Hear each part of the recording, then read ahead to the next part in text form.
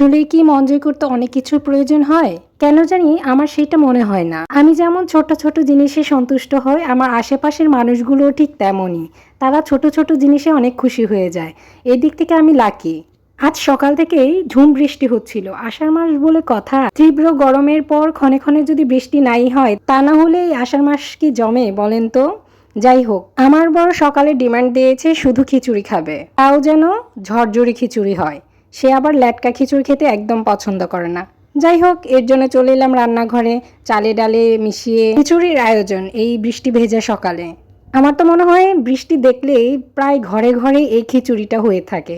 বৃষ্টির দিনে লুডো খেলা এবং সাথে যদি থাকে কোনো ভাজা আইটেম যেমন বাদাম ভাজা, চিড়া ভাজা, মুড়ি ভাজা, সেগুলো হলে তো বৃষ্টির দিনটা জমেই ক্ষীর।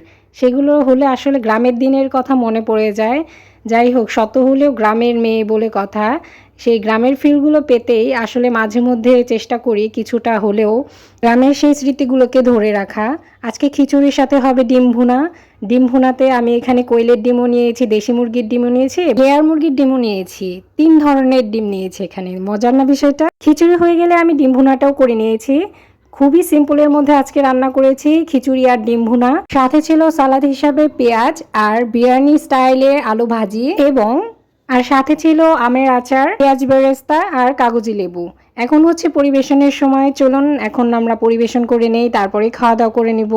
এই জন্য শুরুতে বলছিলাম আসলে অনেক কিছু লাগে না মন জয় করতে। যে যখন যেটা চায় সেটাই যদি পারফেক্টলি করে দেওয়া যায় এবং মন থেকে করে দেওয়া যায়, সে ওইটুকুতে আসলে খুশি হয়ে যায়।